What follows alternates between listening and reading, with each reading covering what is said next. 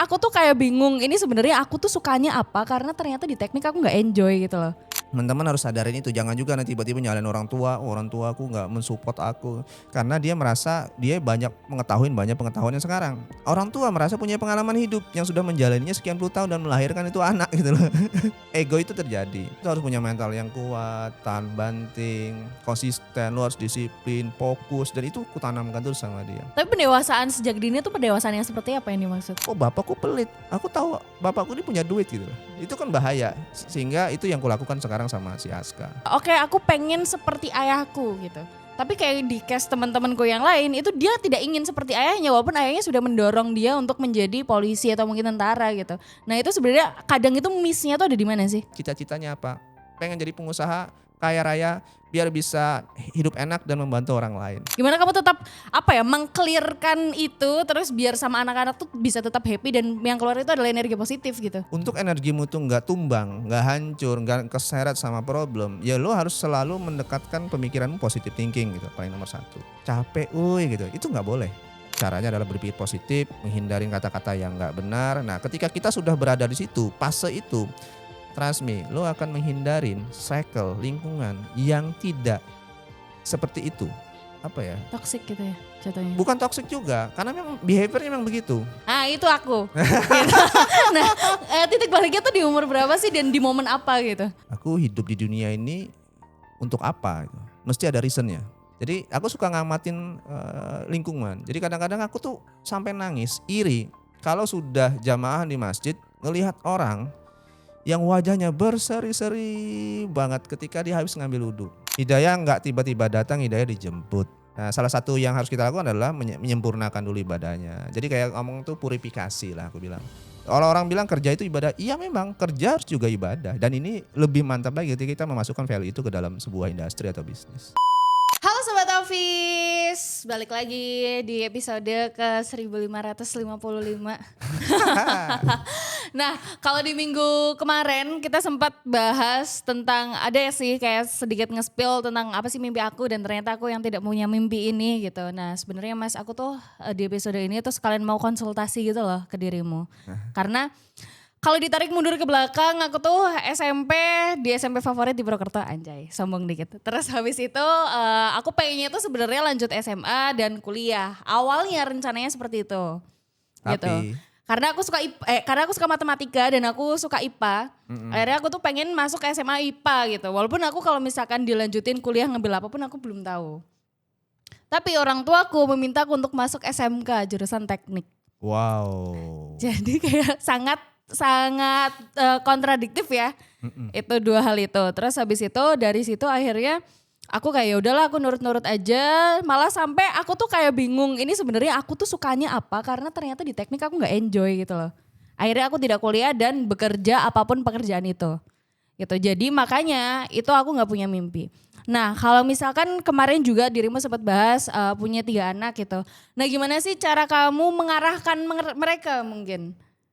Biar nggak kebingungan kayak aku ini gitu. Sian banget ya nasibmu ya. Iya itu.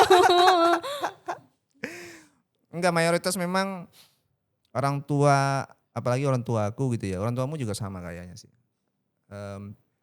Kan kemarin aku sempat baca survei itu ya kalau nggak salah data bilang bahwa mayoritas di Indonesia itu anak-anak orang tua yang sekarang punya anak hari ini itu masih di pendidikannya dominan di SMA.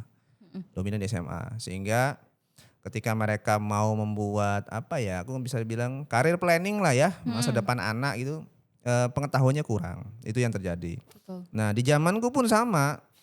Ke zamanku itu kan bapak kan almarhum kan nelayan gitu ya. Jadi ketika ngasih tahu anak ya udah sekolah aja.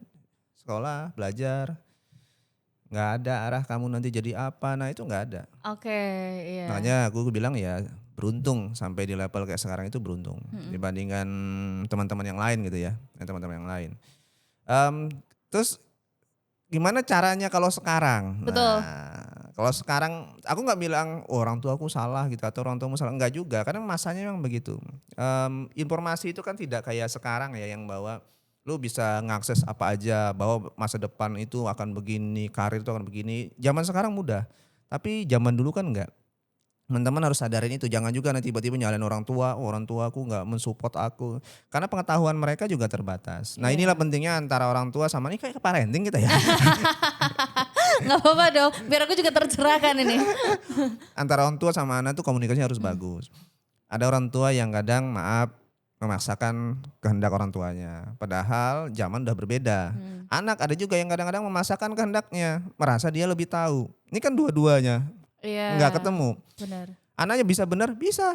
Karena dia merasa dia banyak pengetahuannya sekarang. Orang tua merasa punya pengalaman hidup yang sudah menjalaninya sekian puluh tahun dan melahirkan itu anak gitu loh.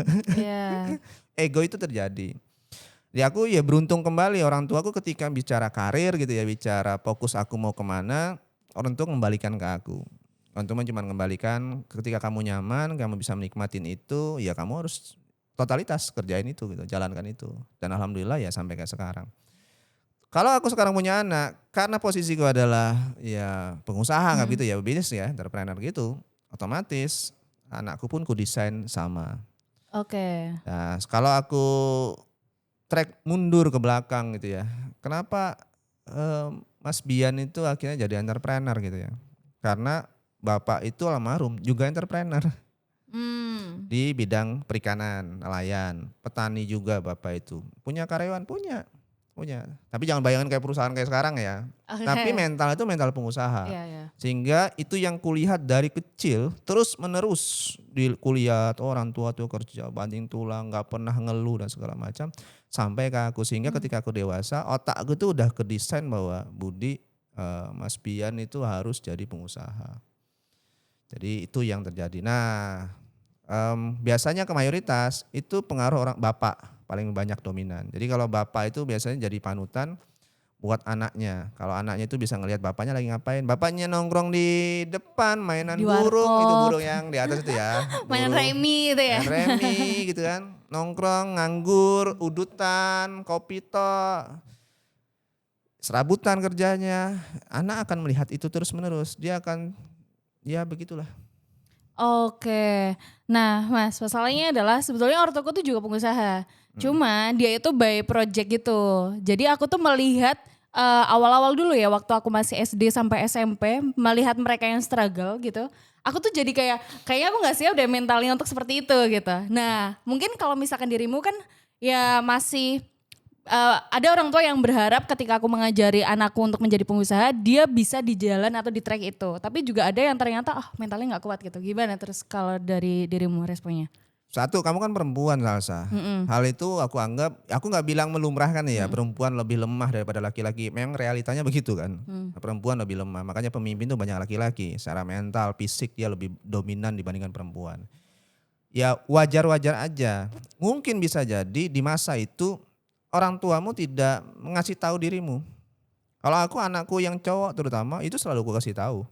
Oke. Ayah lagi kerja, ayah lagi bangun ini, lagi mau gini, bla bla. Jadi dia biar punya imajinasi lebih sejak dini, Oh punya iya bayang. itu dia, benar benar benar. Nah, aku yakin orang tuh nggak melakukan itu kan, Enggak. nggak. Nah aku tahu bahwa dia harus aku nggak bilang brainwash ya, tapi memasukkan ke alam bawah sadar dia bahwa jadi pengusaha itu harus punya mental yang kuat, tahan banting, konsisten, lu harus disiplin, fokus, dan itu kutanamkan terus sama dia.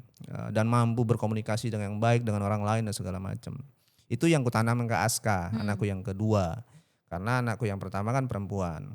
Nah, yang kemarin ku ceritain sebelumnya itu kan punya special Mhm. case lah ya. Mhm. Autis ringan mungkin bisa dibilang. Yang pertama dan yang ketiga. Sehingga beban ini sekarang ke Aska.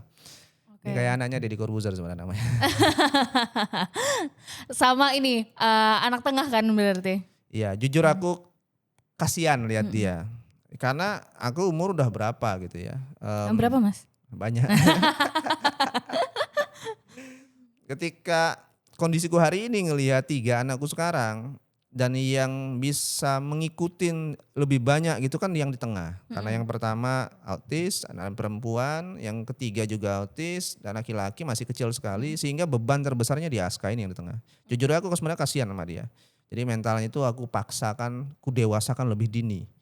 Ya aku Oke. maaf mungkin nanti ada perdebatan dari orang tua yang lain, oh ini enggak benar ya cara. Oke. Tapi pendewasaan sejak dini tuh pendewasaan yang seperti apa yang dimaksud? Dia lebih harus bisa memahami esensi. Oke. sebuah perilaku yang dilakukannya.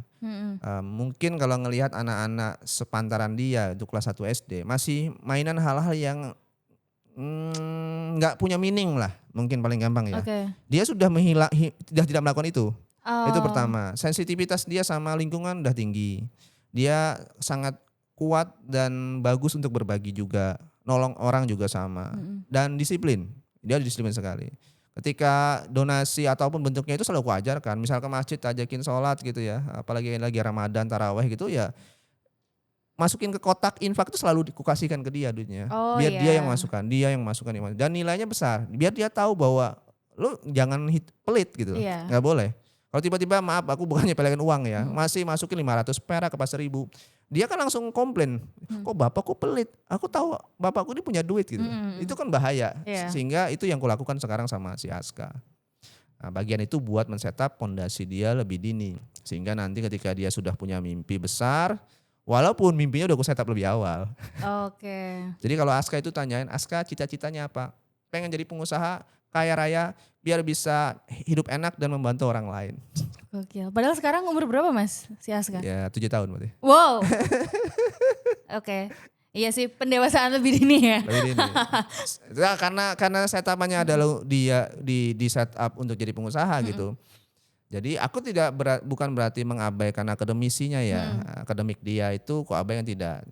Tapi aku masih melumrahkan lah. Jadi nggak, ya sudahlah nggak apa-apa. Misalnya nilai itu nggak yang harus 100 gitu ya, nggak apa-apa.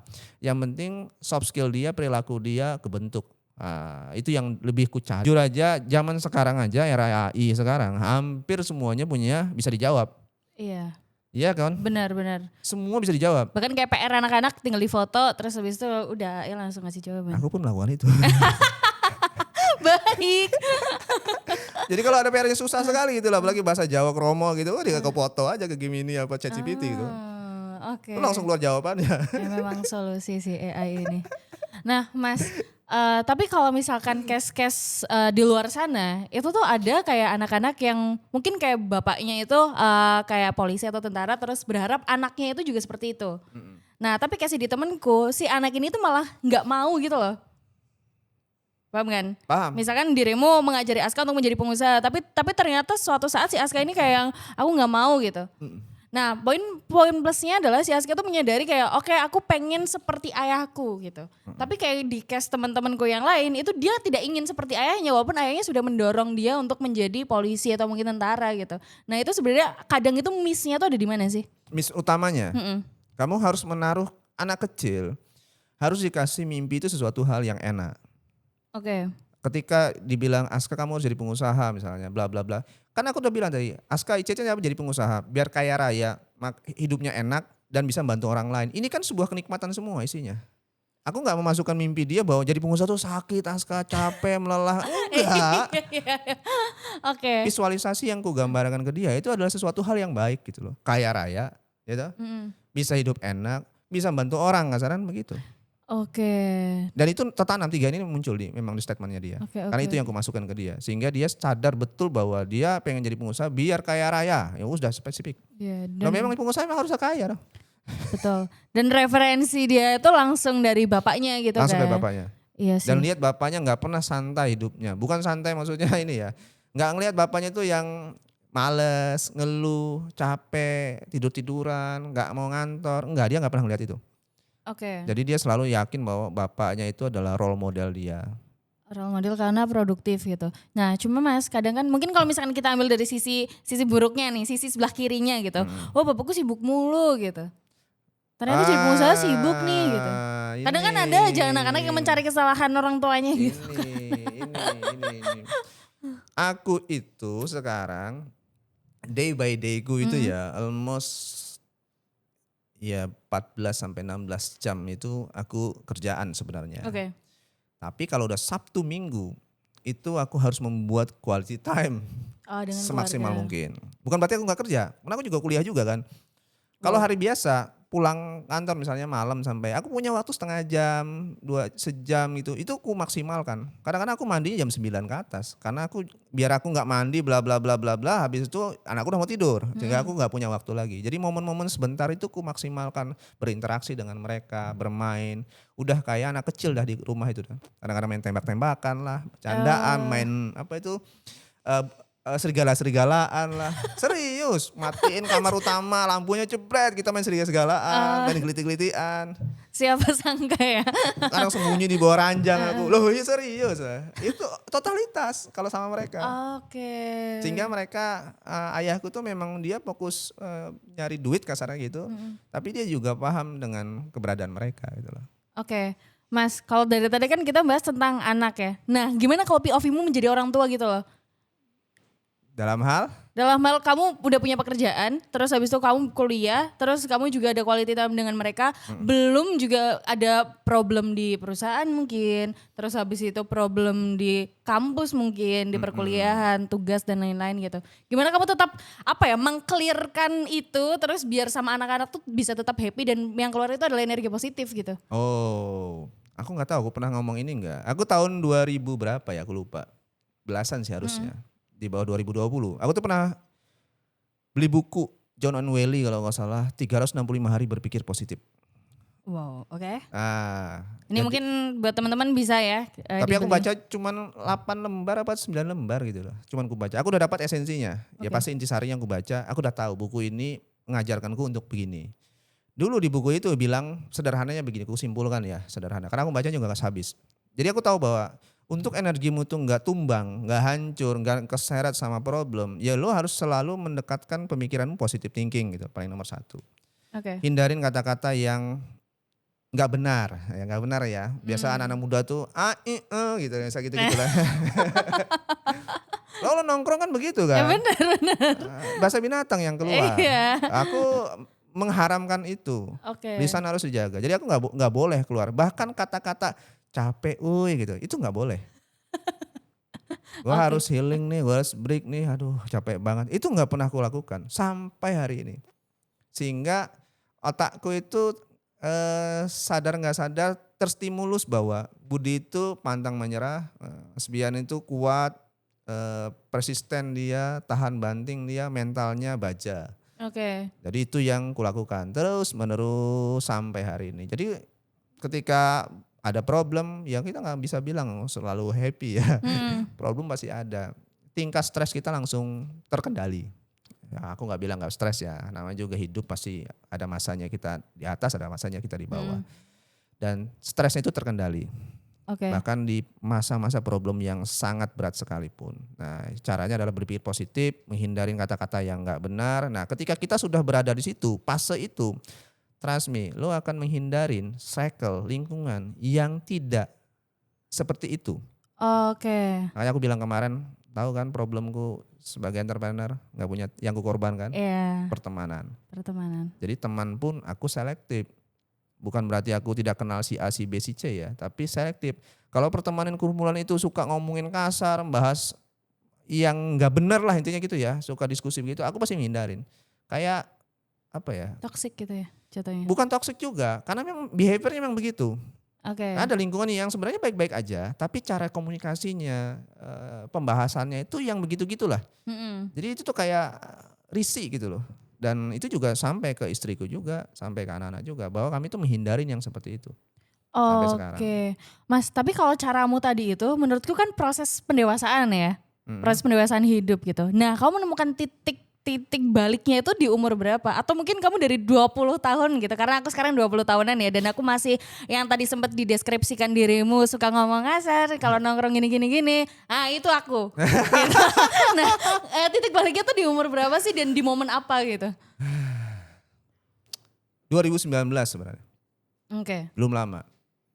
Penemuan, kalau bicara tadi yang buku itu memang di bawah 2019. Tapi titik balik sesungguhnya itu aku di 2019. Sebelum 2019, mungkin akhir 2019 kayaknya. Di momen aku nggak tahu posisi hidupku itu seperti apa. Oh Jadi ya. jangan dikira aku nggak ngalamin yang kebanyakan teman-teman alamin. Ngalamin kok, cuman lebaynya tuh nggak kayak kalian gitu loh. Jadi masa itu aku bertanya-tanya bahwa aku hidup di dunia ini untuk apa gitu. Mesti ada reasonnya. Hmm. Jadi apa gitu loh. Kok aku seperti menjalani itu ya datar, hambar gitu ya. Biasa aja nggak merasakan apa-apa. Ya akhirnya termasuk juga ibadah. Beribadah kok kayak merasa daging dan tulang aja yang bergerak gitu loh. Kita ngomong sholat ya spesifik gitu ya. Nggak mengasakan kenikmatan yang kayak orang-orang tuh aku kadang-kadang mengamati. Aku suka tuh kan ngamatin ya. Nah, kalau bahasa muslim tabayun, tapakur namanya. Jadi aku suka ngamatin lingkungan. Jadi kadang-kadang aku tuh sampai nangis, iri. Kalau sudah jamaah di masjid ngelihat orang yang wajahnya berseri-seri banget ketika dia habis ngambil wudhu. Oke. Itu aku sakit hati. Kok aku nggak kayak dia gitu loh. Serius sumpah. Itu terutama waktu di zaman masih di Patang Puluhan gitu. Ngelihat orang sampai nangis aku kadang. Jadi masuk ke masjid itu Jumatan waktu itu udah kayak mengadu gitu loh. Kok dia bisa begitu gitu loh. Aku kok nggak ngerasain nikmat yang kayak terpancar dari wajahnya dia. Ya lama-lama diskusi pas lagi di Semarang kalau salah. Diskusi itu sampai subuh itu. Wah isinya menangis doang. Nih cerita ya nangis. Karena penasaran. Karena aku nggak mau mati. Nggak ngerti jati diriku gitu bilangin. Akhirnya nanya ke Ustadz lah. Nanya ke Ustadz waktu buka puasa kayak sekarang ini. Dibilang jawabannya sebenarnya aku nggak suka. Nggak memuaskanku gitu. Biasa toh. Nggak memuaskanku. Bahwa yaudah perbanyak aja sholatnya, ibadahnya perbanyak. Kok normal sekali sih gitu loh. Padahal aku tuh sudah menanyakan dengan cerita yang menggebu-gebu pengen dapat jawaban. Tapi setelah pencarianku, kusingkatkan ceritanya, nanti kita bahas lanjut ya. Akhirnya aku tahu bahwa jawaban itu yang benar. Setelah berapa lama dari si Ustadz itu ngomong? Hampir setahunan lebih ya. Bahwa aku tahu bahwa jawaban itu yang benar. Ternyata begitu. Karena pun aku sekarang kalau misalkan aku cerita ke mamaku gitu, karena mamaku tuh muslimah yang taat ya.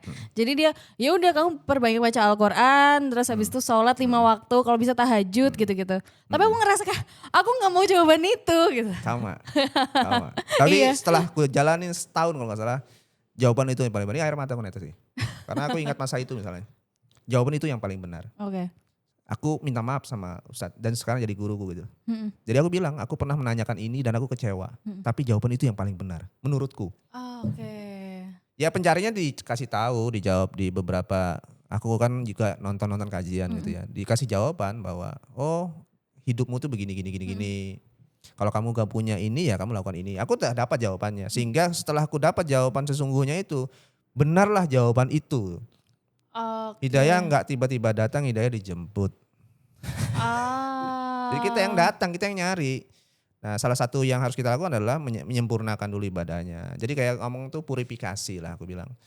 Kalau bahasa kerennya abangku yang di Batam itu, kita harus memantaskan diri dulu. Nah ibadah tadi yang tertib dan segala macam itu posisiku untuk memantaskan diri. Ketika aku pantas, rezeki, kebahagiaan, apapun itu akan mudah datang. Kayak sekarang. Alhamdulillah, aku gak bilang ahli ibadah ya. Tapi alhamdulillah aku bisa menikmatinya sekarang. Dan aku udah tahu tujuanku apa. Visi hidupku aku udah ngerti sekarang. Oke, berarti di momen itu benar-benar yang ngeblank aja gitu Mas. Belum melihat visi hidupku seperti apa. Terus habis itu tujuannya untuk apa gitu sama sekali? Sama sekali belum, 2019. Oh wow. Dan visiku ku state itu 2021. Jadi ada fase perjalanan. Nah ada yang lucu nih, bukan lucu sih. Yang seru. 2019 itu aku dari rumah ke kantor itu di ruangku ada sekretaris itu ya. Jadi aku tiba-tiba datang kantor pagi-pagi nyeplos aja lidahku bilang aku pengen hijrah nih. Ini 2019 ini pas lagi sedang pencarian nih. Oke. Di pertengahan 2019 gitu.